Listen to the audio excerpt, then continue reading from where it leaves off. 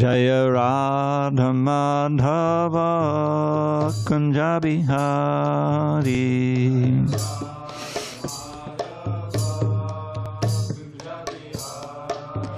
Jaya Radha Madhava Kunja Bihari.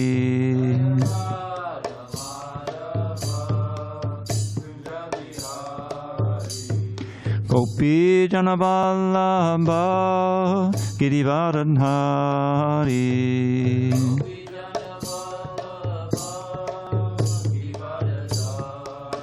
Jaya Gopi Jana Vallabha Girivardhari.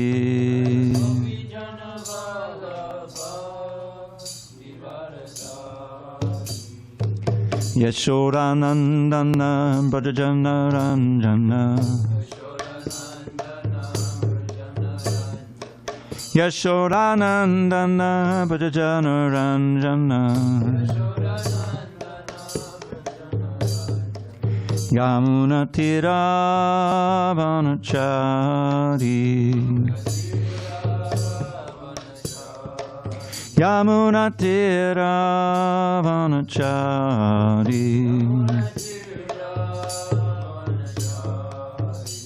Hare Krishna, Hare Krishna, Krishna Krishna, Hare Hare, Hare Rama, Hare Rama, Rama Rama, Hare Hare.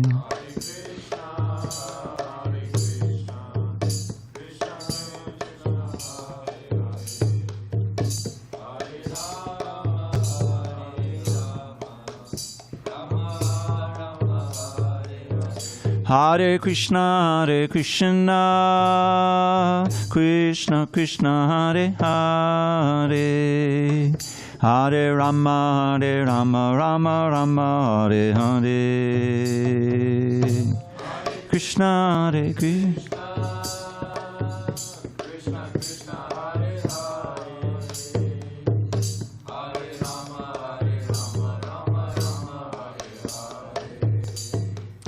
Hare Krishna, Hare Krishna, Krishna Krishna, Hare Hare, Hare Rama, Hare Rama, Rama Rama, Hare Hare.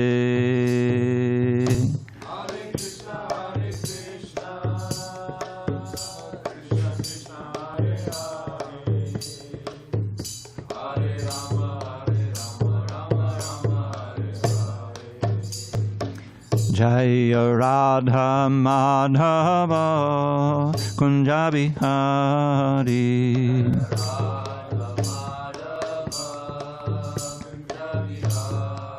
Jaya Radha Madhava Kunja Bihari.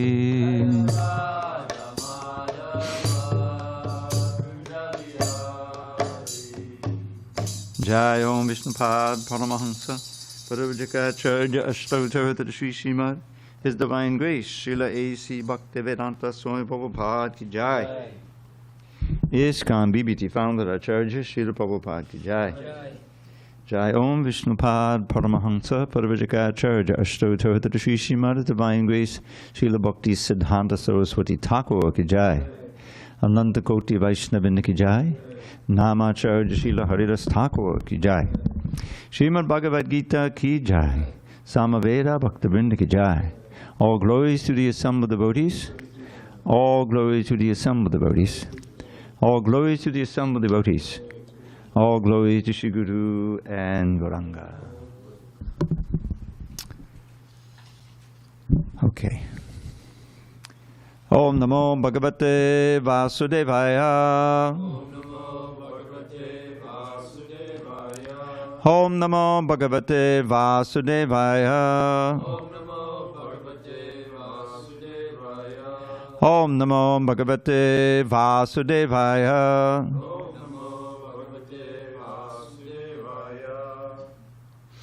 On this 23rd day of January 2024 in San Diego, we're reading from Srimad Bhagavad Gita as it is, translation and commentary by His Divine Grace A.C. Bhaktivedanta Swami Prabhupada. And we are in chapter 4, entitled Transcendental Knowledge, text number 35 at the bottom of page 221.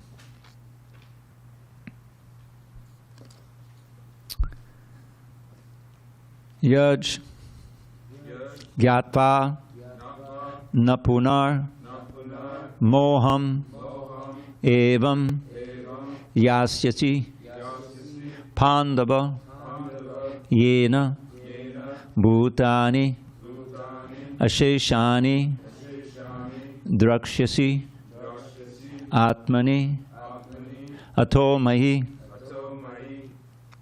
Yadgyatva Napunar Moham Evam Yasasi Pandava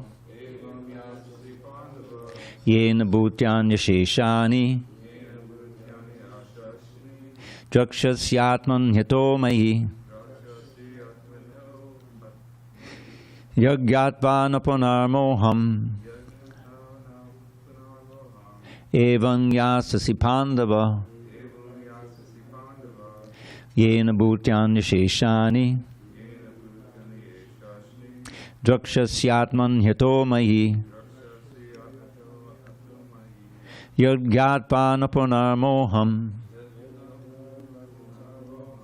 Evam Yasasi Pandava Yena Bhutyan Yasheshani Drakshasyaatman Hyato Mahi. Dharmaraj, you want to try? 221. Go ahead. Yaggyatva Napunar Moham Evam Yasati Pandava Yena Bhutyan Yasheshani Drakshasyaatman Hyato Mahi. Okay, time out. We're going to have a little review here. So, you see those Y's at the end here, at the end of the Bhutani and Drakshyani and Atmani? Now those Y's used to be I's. If you look at the word by words, you'll see. But when the next word in Sanskrit begins with a vowel, in this case A, the I turns into a Y. And it sounds, instead of Bhutani Yasheshani, it sounds Bhutan, and that Y goes with the next word. So it's Bhutan Yasheshani. You hear that? And the Draksyan Yatman, Drakshasyaatman Hyato Mahi. You hear that, how it goes? You put the Y on with the next word. Drakshasyaatman Hyato Mahi. Okay. So who wants to try? Chad? Yaggyatva Napunar Moham Evam Yasasi Pandava Yena Bhutan Yasheshani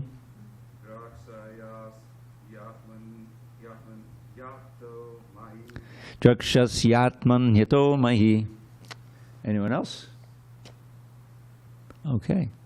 Yaggyatva Napunar Moham Yaggyatva Napunar Moham Evam Yasasi Pandava Evam Yasasi Pandava Yena Bhutani Asheshani Yena Bhutan Yasheshani Drakshasyaatmani Ato Mahi. Drakshasyaatman Hyato Mahi. Tapas, Haribol, thank you for that. I don't know if you can do it from your side, but the volume's a little low. Okay, next time you do it, turn up a little, okay? Okay, maybe I think I should come closer to laptop. I was far. Yeah, I can do it on here or whatever, but we can hear you, but it's hard. Okay. All right, word by word meanings, I'll read along. Yat, which, Gyatva, knowing, na, never, punaha, again, moham, to illusion, evam, like this, yasasi, you shall go, pandava, O son of Pandu, yena, by which, bhutani, living entities, asheshani, all, drakshasi, you will see, atmani, in the Supreme Soul, atau, or in other words, mai, in me.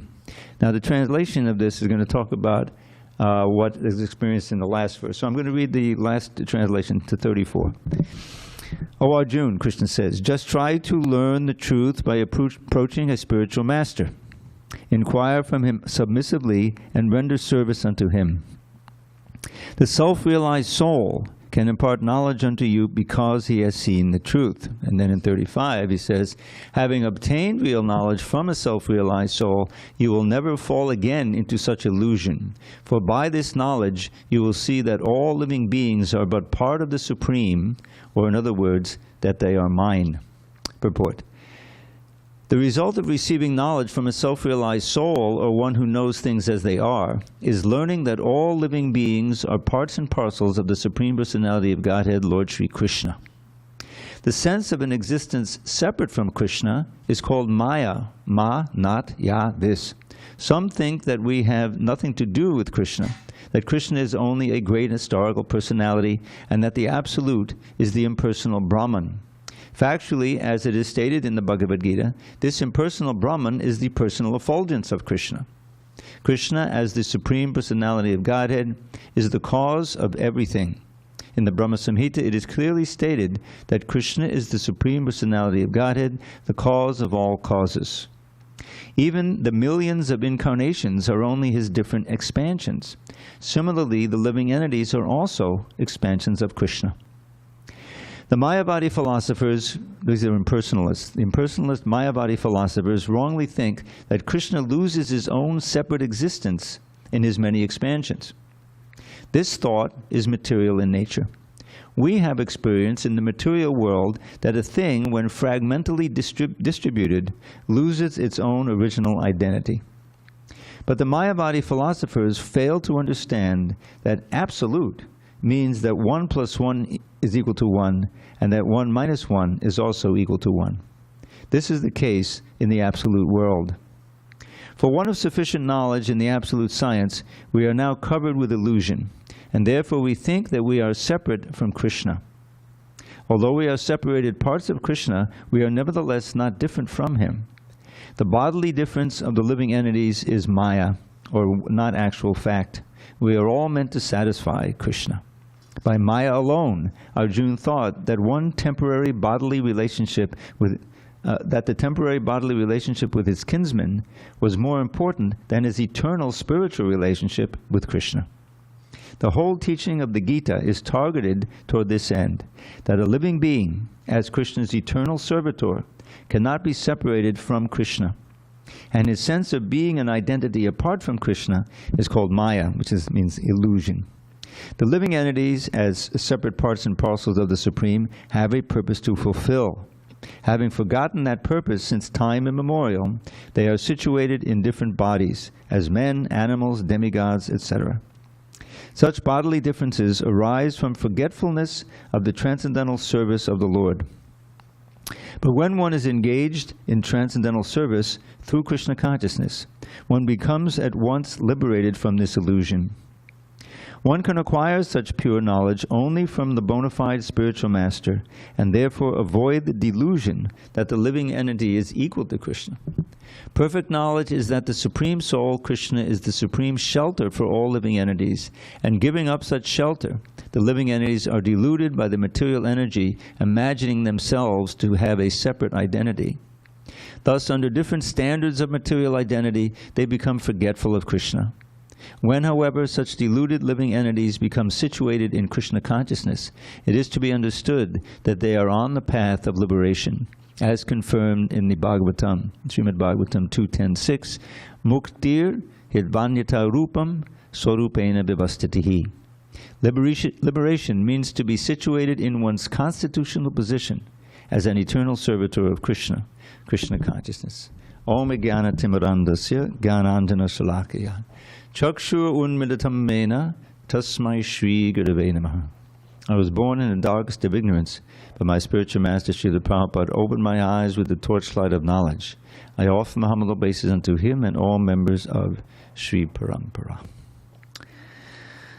So, this is the second of two verses which are very important, very significant, and prominent in the Bhagavad Gita. Yesterday we read 34, in which Krishna says to Arjuna that if you want to, because in the previous part of the chapter he spoke about, first of all, why Krishna comes to this planet, why he appears, why does God appear in this world. And he says he periodically comes, and when Dharma becomes confused, what is it? Let's see, we'll look it up. Sorry, this one, of course, I know from. Okay. Yada hi dharmasya glani bhavati bharata abhyutanam adharmasya tadatmanam sujamyaham. And this is text 7. Whenever and wherever there is decline in religious practice, dharma, O descendant of Bharat, and a predominant rise of irreligion, at that time I descend myself. Now, why would Krishna come? When, what does he care? In other words, if God, assuming there's a God and that he's in his kingdom and he's enjoying like anything, if you were God, wouldn't you set it up so you could always enjoy? Of course. God means the complete, ultimate controller. So that's what we learn, amazingly, from the, not so much from the Bhagavad Gita, although Krishna does say in a couple of verses about his eternal kingdom. But in books like the Srimad Bhagavad Purana and the writings of the Goswamis and other Puranas, we learn various details about what's going on in the spiritual world. The first thing is that any hint of the difficulties of this world are absent there. And the four main difficulties, if we think about it, are birth, old age, disease, and death. Now, you say, well, okay, that's just life, and then when you die, and that's it. No. That's the first lesson. We're eternal. Each of us, isn't that good news? We never die, and we were never born. As spiritual souls, we're actually pure spiritual beings. That's the first lesson of Bhagavad Gita, chapter 2. Dehinosmin yata dehe. Even in this one body, we keep changing forms. Isn't it all of us can remember? Can everyone remember something about when they were 10 years old, right? So there's so many memories in there. Most of it is probably forgotten, but we know we were there. And our body was certainly different. We were smaller. And our mind was different. Our conscious, what we thought was really important was, getting that bicycle, whatever, So gradually, our body changes, we grow, and then we're 15. Now, our 15-year-old body is distinctly different from our 10-year-old body, right? I mean, it's obviously the same person, but it's different. So that's a different body. It's a new body. It changed slowly, but it still changed. You're the same person. Same name, your mother still knows who you are, right? All these different things. And it goes on like that throughout life. The body keeps changing, but you're the same person. What is it that's the same? The consciousness, the Atma, the soul. And that's a very important lesson, because that means that we've lived before and we'll live again. These bodies, it's just, they're actually very complicated machines. There's one verse near the end of the Bhagavad Gita where Krishna uses the phrase, yantra rudani. A yantra is a machine. And we as living beings, we're mounted on this particular machine, which we've gotten because of our karma, which form we're going to take is determined from our previous life. So we're fortunate enough, we're all human beings, and we may have had several bodies like human beings, of human bodies. So only human form is, we have the intelligence, the brain power, to inquire into ultimate questions. Where did we come from? What's the meaning of all this?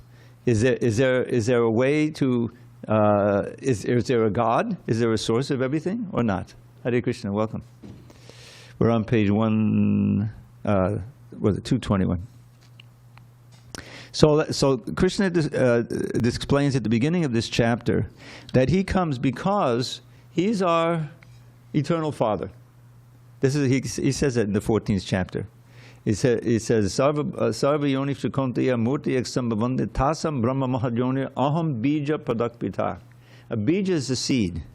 That I am the seed-giving father of all living entities. Not just human beings, but everything has a consciousness is a soul. Even these poor trees, I say poor trees. I remember coming here in '89, and there's a striking factor, a feature of this Pacific beach, and that's those tall, full coconut trees. You don't see that everywhere. We didn't have that in Miami, that's for sure. So those are living entities, standing there, I don't know, 50 years, whatever the time frame is, They can't move. Their consciousness is very rudimentary. You know, they can know if the sun is coming up and there's some rain. Okay, you know, but it's kind of a tragedy when you think about it, because all the way from the spiritual world, this is what we understand. We have left there. That is our home, every single one of us. And what is the nature there? Well, simply put, everyone has an eternal body full of bliss and knowledge. This word, Satchidananda. This is a famous word, you know, Satchidananda. Prabhupada refers to the Brahma Samhita in this purport, how that Krishna is the cause of everything.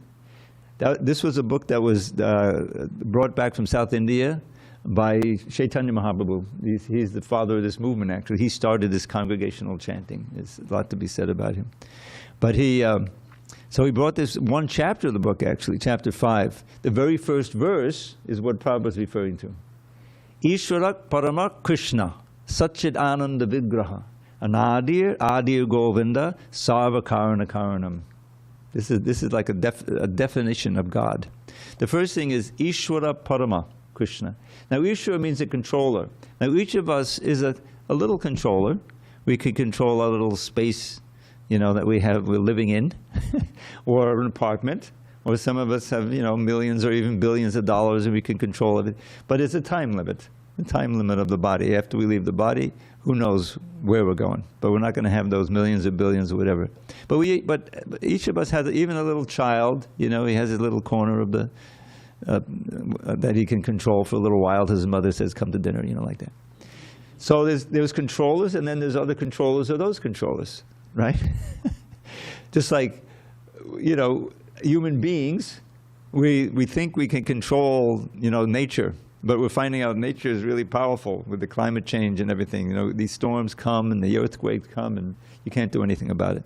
These are, this is called Adi-Daivik miseries. The Devas, there's higher beings who are controlling the weather and everything. When the what do they call it? There's like a river in the sky or something, you know, a lot of water coming, and like yesterday I got a warning just from the heavy rain. Warning, warning, warning in Pacific Beach, possible floods, right? Did you get it on your phone? You know? Well, it wasn't that bad, but it could have been, and in some parts of the country it is. So there's higher forces that we can't control, but there's so many things that we can control. So we're also Ishvara, but Krishna is Ishvara Parama. He's the controller of all, the ultimate controller. And then what about him? Satchit Ananda Vigraha. That word is used. Vigraha means form. He has a form that's eternal. He doesn't die. He doesn't even get old. You know, that's pretty amazing. Satchit Ananda, full of eternity, bliss, and knowledge. Unlimited knowledge. Even in Western theology, you have this idea of God must be omniscient, omnipresent, and omnipotent. Right? Those three things. Omnipotent means complete control, full of power. Omniscient means he knows everything. And omnipresent, he is everywhere. And we understand, yes, he's everywhere in his expansion as Supersoul. In every one of our hearts, God is there as the Supersoul. What does he do there? He says in the Bhagavad Gita, Sarvasya chaham vridisanni vishto mattak smitir jnanam apohanancha vedaisya sarva ahame vivejo vedanta kridveda videvacham. Very important verse 15:15. So the first part deals with the Supersoul. I am present in everyone's heart. From me come knowledge, remembrance, and forgetfulness.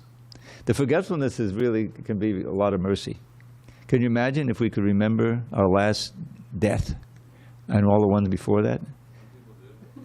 We'd all have a massive case of PTSD. How could we function, right? So Krishna lets us forget, and each birth we start anew, and we, you know, like it. But ultimately, we want to come to the point where we also are reinstated in our original Satchidananda body. It's not all powerful like Krishna's, but it's full of bliss, full of knowledge, never dies. That is the teaching of Bhagavad Gita and all the Shastras. And we've forgotten that. And so in illusion we think, no, that can't be. I just know this world, you know. But that's a tragedy.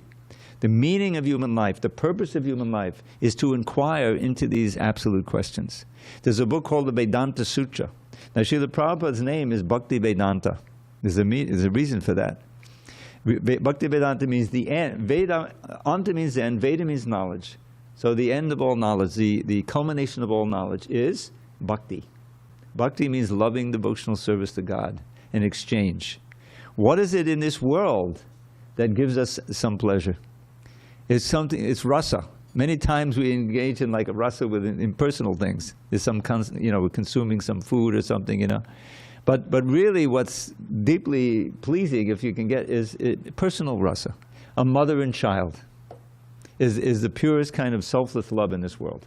Mother doesn't want anything from the child except just be healthy and happy and give me, as I say, give me a little smile with the toothless, toothless, and thanks, Mom, It's selfless, it's completely selfless. That's pure love.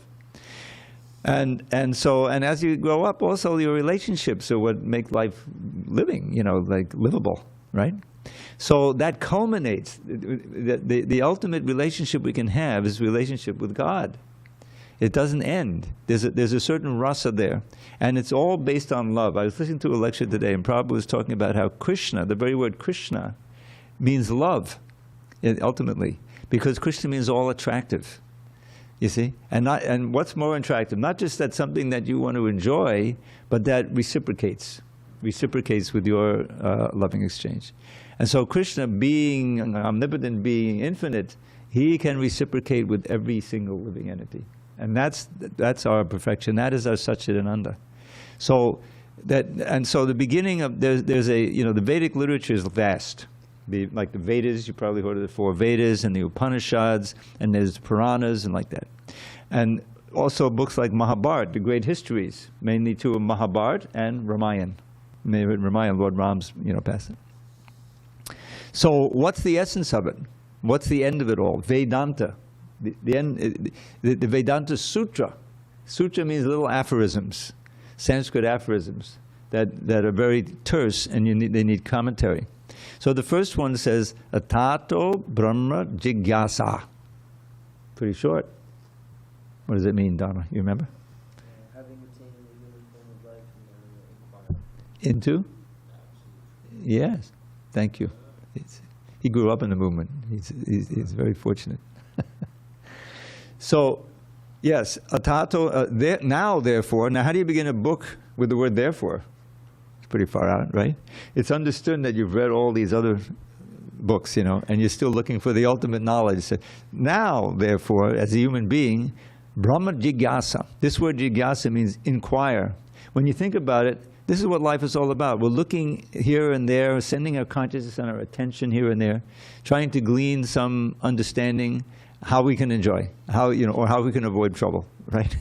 So there's always that inquiring. So here, the ultimate inquiry of the human life is to search out Brahman. What is Brahman? Next sutra. Janmadyasya yataha.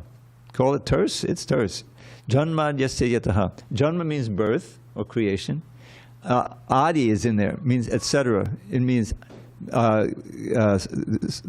creation, sustenance, and destruction. Everything material has those 3 phases, including our own body, right? We got that birth. So janmad yasya yataha. That from which everything is issuing forth, is created, that which sustains everything, and ultimately that which destroys everything. That's what we have to find out, and that's the supreme Brahman. That's mentioned in the first. And that's what Krishna says in the Bhagavad Gita. And the Srimad Bhagavatam elaborates on it. In the 10th chapter we eventually get to, it is 4 verses that are essential verses. And the first one, Krishna says, Aham sarvasya prabhavo mattak sarvam pravartate. From everything emanates from me, the source of all energies, you see?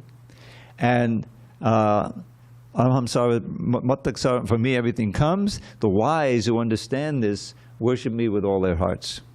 How? Matchittam mangata prana bodhiyantak parasparam katayantastamam nijam tushyanti chadamanti cha. He's saying that matchitta, they place their mind on me. What's the easiest, most efficacious way in this age? Chant Hare Krishna, the holy name. Krishna has empowered that holy name. He's expanded in that holy name. And when we chant, we don't know how it's working. But if you hear carefully, you're associating with God, you're getting purified and attracted. So, Matchitta Gata Prana. And inspired in that way, they dedicate their lives to me. Gata Prana. Prana means, life energy, life force. And how do they enjoy? Bodhi and parasparam. They get together and glorify me. In this age, primarily by Sankirtan, by congregational chanting, but also by reading, hearing Bhagavad Gita and descriptions of Krishna and so many other ways. Prabhupada loved the plays. He had us put plays on, you know. And all of this is tushanti chadamandi. Tushanti, they become satisfied and enjoy. And what do I do? Because it's bhakti. So what is Krishna's response? Tesham, for them, satata yuktanam bhajatam priti purvakam tadami buddhi yogam tam yena mamapi antite. Remember, Krishna is in our heart, and he's providing us intelligence. So he says, for those who are always thinking about me, serving me with love, but priti purvakam, I give them the intelligence by which they can come to me. So they give the inspiration. Somehow all of you, you know, including me, for whatever reason, you had the idea, let's check out the Hare Krishna temple tonight, right? There's some reason you came here. You could have gone just 50 feet down the road, you'd be in a bar, right? That's another choice. But Krishna, whatever, you got a book, you know, you came to the lounge and whatever, you know, maybe prasadam, doesn't matter. There's a reason you came, and that, you know, you're hearing Prabhupada's Bhagavad Gita, all auspicious. So, and then finally he says, the fourth verse, Tesham evanakam partam ahama jnana jamtama nashiyam yatma bhavasto jnana deepena bhasvata. He says, out of my affection for them and my mercy, anukam partam, tesham evanakam ahama jnana jamtamaha, the accumulated darkness of ignorance in our heart, he destroys it, enlightening us from within. I destroy with the shining lamp of knowledge. So Krishna, we're getting, just like Lord Brahma, he was the first created being. There's no school, there's no books, there's no nothing. He's just sitting there on a lotus, he's born on a lotus. What's what, you know? So what should I do? So Krishna gave him a little hint. Three times he uttered this word. Tapa, tapa, tapa. Which means what, Dharma? Austerity. Austerity, penance. So means, he said, okay, he wants me to meditate. So he meditated for a long, long time. And then Krishna enlightened him from within the heart. The whole Vedic knowledge is there. And gradually, as the creation goes on, he teaches it to his disciple. Narada Muni is then the spiritual master of Veda Vyas. He wrote down the book. He wrote this book originally, Bhagavad Gita. So that's how the knowledge has come down from Krishna, just like it's coming directly from Krishna here. So the result of understanding, the first verse said, those who are intelligent will worship me with all their heart. And the result is that they get more and more realization of Krishna. The whole process of bhakti yoga is one of purification. Is that when we chant the holy name, when we perform other services, we're purifying the heart, purifying the senses, purifying the mind and intelligence, so that ultimately the real bhakti, the real love of God can shine through. And that even in this life, before we die, we don't have to die to experience it, you know. But that's a wonderful thing. Death is just, you go on to the next stage. We've had devotees here, not just, you know, great yogis and devotees in India, but several devotees have passed away since I've been here. And recently we had two. One was not here. The lady grew up here. I remember when she was a little girl. Because I've been here for 34 years. And she learned to play the flute. It was very sweet, you know. This is Yamuna's daughter. Yeah, Shimali. And then she eventually went to school. She went to England, actually went to school there. But then there she went on a summer tour of chanting and dancing in Poland. It's been going on for years on the ocean. And she took initiation from Indradunda Swami there. And she married an alumnus from here, Bhishmadev. He was the temple president here in the early aughts. And they didn't have a child, but they set up in Alachua. And I used to go there. This is one of our largest communities. It is the largest community in America of devotees in northern Florida.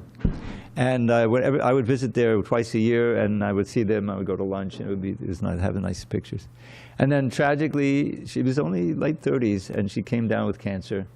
And then, you know, it was terminal. So her father and her mother went out there too. This is Parashakti, is the mother. And Yamuna was right there when she departed.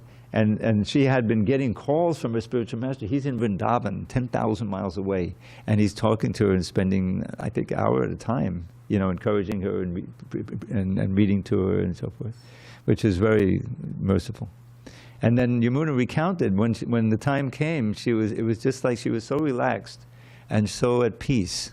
She was hearing the holy name, and he said she just exhaled, she was gone, and the Vaikuntha airplanes came and took her away, you know. And Vijendraనందన also was local. He was right here. He had a very successful departure, you know. So it's possible to do that. I worked in a hospital. This was over 50 years ago when I was in the early 20s in Long Island, New York. And I was an inhalation therapist, and I would see many people die, you know, depart. At that time, I didn't have no knowledge of this science. But it was moving, you know. It's like, my, you know, God, because many times they were sedated because it's so traumatic. You don't know what's going to happen, you know. But the ideal for us is that you're fully awake, and you're chanting, and especially hearing. Sometimes it's impossible to chant, but if you're surrounded by devotees and hearing, and many times Radhanath Prabhu, I don't know if you were here at the time, and so. It's actually, in one sense, a joyous occasion. The person is relieved from usually got a painful body, you know, and they're going on. They may not go back to Godhead in this life, but they're going to, you know, getting birth in another family. They continue the path. This is something Krishna emphasizes at the beginning of the Gita, where he says in the second chapter, Neha bhikramanashosti pratyabhayana vidyate. In this endeavor, Krishna consciousness, there's no loss or diminution. Meaning that whatever progress you make, even minute, in this lifetime, you'll begin there next lifetime, because it's a spiritual asset. Anything material you may accumulate, fame, name, money, whatever it may be, is all left behind. Krishna says right here, Mrityu sarvahatastatam, at death, I take everything away, you know. And then you have your karma to deal with, and, you know, your unfulfilled desires, and it may take you in a more suffering place, you know. The worst tragedy for a human being is to lose the human form of life, because the human life is the chance to actually end this round of birth and death. The Buddhists talk the samsara chakra, you know, that's it. But we can actually do that by reestablishing our original eternal relationship with Krishna, and that's what this is all about. And so in these two verses, 34 and 35, Krishna has stressed in 34 the importance of a guide, of approaching someone who is a tattvadarshi, means someone who has actually seen the truth, experienced it directly. Because with our present senses, it's not possible. They're too dull. But the purification of the senses and the mind eventually enables you to see the pure spirit. In other words, we'll see the deity. Those who stay for the kirtan will see the deity. But depending to our state of consciousness, we're not actually seeing God there fully, and He's not reciprocating. But the pure devotees, those whose vision has been purified, they see the Lord there, and they can even exchange talks. We may not be able to hear it, but they're getting direct inspiration like that. So we need an intermediary. Someone who's realized, someone who we trust, someone who has seen the truth, and shows by his behavior and his words, you know, that he's full of knowledge and that he's realized knowledge. And the behavior means he's not trying to exploit the disciples for some material thing, you know, and try to preach that realization is, you know, God is merciful on you if He makes you rich. No, that's not what it's all about. God is always merciful. And you'll feel that mercy when he gives you vairagya. The blessing of vairagya means detachment from all these material attachments that are keeping us bound here. And He bestows further attachment for Himself. Because the whole purpose is to reestablish His loving relationship with Krishna. And in the introduction to this Bhagavad Gita, Prabhupada goes through, it can be one of several different relationships. We can be in our eternal swarup, this mukti or hirbanyata rupam. We can be Krishna's friends. When you read about the spiritual world, you see that Krishna's taken the role of a cowherd boy. You know, that's not very exalted, you know. But he's got the cowherd girls over there. His mother is there. All the different rasas are covered, and he's got his cowherd friends you know. And so there's a little poem I wrote, inspired by a painting, where Krishna is running with his brother Balaram along the Yamuna River. And the cows are running behind him, and the boys are running behind him, you know. They're going out for the day. And what's their job? They're working to herd the cows. But the cows, they just take care of the business. There's plenty of grass. And the boys are just playing all day. That's their job. Wouldn't that be a great job? Recreation all day. So they're going. And that's an eternal relationship, to have that friendship, you know, and in all varieties of games. So Krishna's running. You have to visualize. You know, probably haven't seen the painting. Some have seen the painting. So, let's go, said Krishna. Don't delay at all. And he and Balaram began to run ahead of all their coward friends who called, "Oh Krishna, Rama, let us join the fun." And off they ran to Braja's forest haunts, to play in every bower, grove, and sward. You know what a sward is? A meadow. The friends would tease the boys would tease their friend with playful taunts, forgetting his position as the Lord. Shri Krishna is inviting us as well to join him in his pastimes which enthrall. The wise heed Krishna when they hear him tell, "Let's go, my friends, do not delay at all." Anyway, if you saw the painting, you'd like it, you see. So this is, Krishna is inviting us. Part of that invitation is here in the Bhagavad Gita, because what we need is knowledge. Who are we? What is this world? What is God? Is there a God? What is God? What is the relationship between those three? How did this creation come about? What is our relationship with the Lord? And once that's called Sambandha Gyan, the preliminary Sambandha Gyan. What is what, you know? And then there is called Abhideya Gyan, which is knowledge of what to do in order to realize that.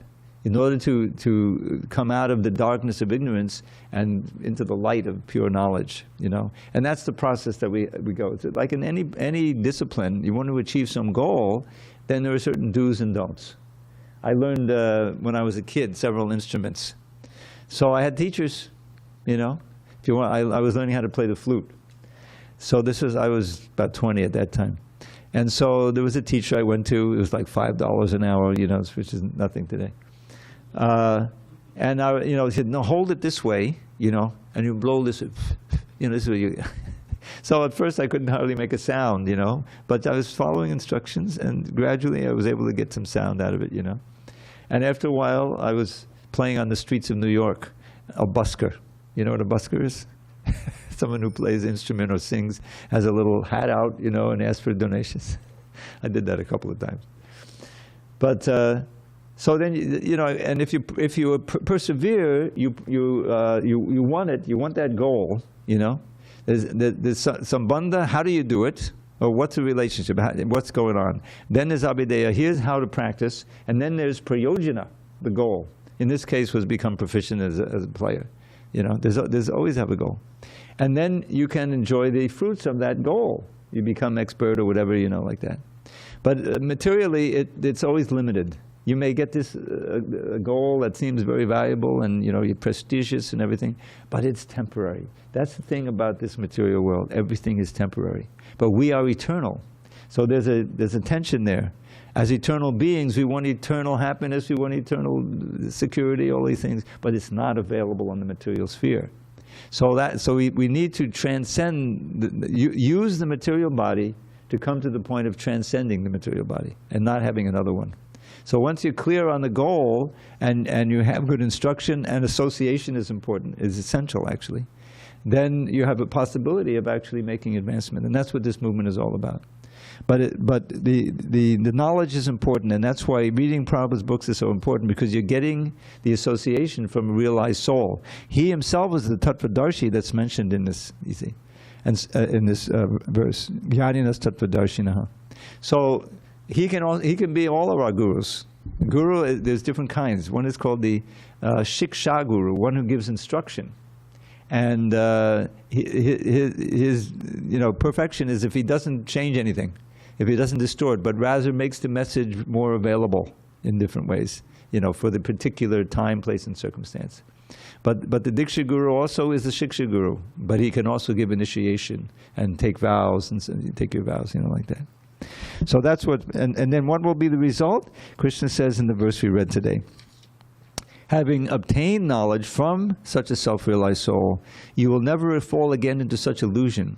So he's saying that knowledge will keep you safe if you follow it. Then you'll be you won't be prone to be illusioned anymore. For by this knowledge you will see that all living beings are but part of the Supreme, or in other words, that they are mine. So you'll see everyone's relationship to God and deal with them in that way. And that's the real basis of actual brotherhood and peace in the world. When we see each other as brothers and, you know, kinsmen, rather than competing and we're trying to exploit and like that, you know, that's illusion. Because when you really become Krishna conscious, you get a source of pleasure from within. You don't need all this stuff, you know. The mantra itself is so delightful, becomes so delightful to you that you can have practically no material things, but you'll be happy as anything. Whereas someone who's very wealthy, but you know, he's getting attacked on what is it? It's not Twitter anymore, but we used to be. You know, he's miserable. Oh my God! They found out about this secret thing. You know, even though I have billions of dollars now, you know, and so material happiness is very flickering. And as Krishna says, this is going to be a verse that I quote in every class from now on, because we always come back to this. 5:22. We can turn to it. We all have books. And I'll give you the new translation, which I did last night. Yehi sangsparjaja boga dukkha yonaya evate adyantapatan koteya nateshu ramate buddha. An intelligent person does not take part in the pleasures which are due to contact with the senses, due to contact with the senses. O son of Kunti, such pleasures are the source of all misery, and they have a beginning and an end, and so the wise do not delight in them. Right? So where do they get the pleasure? Previous verse. Bayas parshe satakmadma. A liberated person is not attracted to material sense pleasure, but is always in trance, enjoying the pleasure within. In this way, the self-realized persons enjoy unlimited happiness because he concentrates on the Supreme. And so this Brahma Yoga Yuktadma, Brahma, Krishna is also Brahma. He's the Supreme Brahman, Para-Brahman, you see. So when we can maintain our contact through our consciousness, through chanting, through service with Krishna, a positive contact, then we start to enjoy this spiritual happiness, which doesn't have to end. It doesn't have to end because it's not limited by time. Every sense pleasure has to come to an end. The senses have their limit, and the circumstances change. And so often we'll find, oh yeah, you know, I thought that was going to give me something, so I kept, like the classic thing is eating, you know. So you have a big pile of Dorito chips, right, or something. They engineer this food in such a way it becomes really addictive, and you eat and eat and eat, you know, and after a while, you get heavy, you get fat, and you can get diabetes, you know, and it was all because you couldn't control the tongue, right? So, but if you get pleasure from chanting Hare Krishna, you're also using the tongue, but you never OD on it. The more you chant, the more you meditate, the more you serve Krishna, think of Krishna, the more pleasure you enjoy, because it's spiritual pleasure. And that's what's so wonderful. It doesn't depend on what money you have. It depends on your consciousness. And this is what we have. What we have is what we direct our attention to, what we aspire for and what we strive for. So we should learn this science. Prabhupada would always say, it's not some religion, it's a science. You know, it's not some made-up thing, you know. In other words, it works. Every time, if you do it, if you try it, you'll see your consciousness is transformed. So, and then he quotes this verse in here. As opposed to enjoying sense credit, Ramante yogano anante satyananda charatmani iti rama padenaso padam brahmavidiyata. What is this name, Rama? The mystics, the devotees, derive unlimited transcendental pleasure from the absolute truth, and therefore the supreme absolute truth, the personality of God, it is also known as Rama. Rama means spiritual enjoyment. You know, that's the meaning. One who gives unlimited spiritual enjoyment, experiences it. So this is all available to us. We just have to inquire about it and do it. All right, so it's a little late. Any questions or comments? We'll resume tomorrow with text 36. And I've left a little bit of time. We could have a few more little poems. So one is like a basic poem. This kind of encapsulates the whole Krishna consciousness movement, you know. So you have to know grammar. Every space, body dies, right? Everybody dies. You can't get away from it. Everybody dies, nobody dies. Wake up, and open your eyes. You're not that body, you're a pure spirit soul. Chant the holy name and attain life's goal. The whole thing is right there. Sense pleasure is a dream. Krishna is supreme. The aim is praying, and the way is the name. What's some of the others? All right, so here's, we have a little bit of time. Okay, so this is a verse. The Sanskrit language is exquisite, you know, and there's so many beautiful verses. This is one about the holy name, spoken by the Acharya of the holy name, Haridas Thakur. Anghak sanghadatakilang sakadurihade vasakalalokasya tadaniti vatamala jalabhinjayatitakan mangalang hare nama. Hare nama is the holy name of Krishna. Now, Haridas Thakur in a meeting, he explained this verse. So, so I took the meaning, the translation and the meaning that I wove it into a little bit of a song, a little poem. So you have to take yourself back 400 or 500 years, no electricity like that. When the sun goes down, and the moon is new, there's no moon, it gets very dark, you know. So that's what the first part. When the moon is invisible, withered to nil, and the sun is long gone from the sky, then an ocean of darkness envelops this world, and the timorous fear they might die. But that thick pall of gloom is at once swept away when the first signs of sunrise appear, and the dawning of day gives assurance to all that in truth there is nothing to fear. In a similar way, when illusion holds sway, and the soul has forgotten his Lord, then the darkness of ignorance covers his heart. Sin and suffering are his reward. But as soon as he says Krishna's name even once in a manner that doesn't offend, then his ignorance flees, and like the darkness at dawn, and his sin and his suffering end. So there's nothing to fear, for the sun of the name has appeared with his powers divine. In your heart may that sun, benedictive for all, become fixed and eternally shine. Gaur Premanandi Hari Hari Bol. Okay. Can I say something? Yes, who is that? This is Namasha, online. Okay, go ahead. I live Hare Krishna. Hari. Thank you very much. I just appreciate what you're doing and saying right now. It helped me a lot. What is that? It helped me a lot. My mother just passed away. Oh, okay. On January the 10th, and listening to you helped me a lot. Oh, so good. I really, really appreciate the teachings. I really appreciate it. Thank you. Okay. Hare Krishna Mataji. Hare Haribol, Krishna. Haribol. Haribol. Okay. So then here's one more about the holy name. Now when Hare Krishna mantra is actually chanting through Krishna and Radha. Hare is a vocative form of the name Hara, which is a name for the goddess of fortune, and she's the supreme goddess of fortune. So we're calling out to Radha and Krishna. So one of our great acharyas, Raghunath Das Goswami, he composed this verse about Hare Krishna. It says, an excellent fresh nectar drink, is that all metaphors? An excellent fresh nectar drink with endless subtle tastes, such as the name of Radha, by whom all three worlds are graced.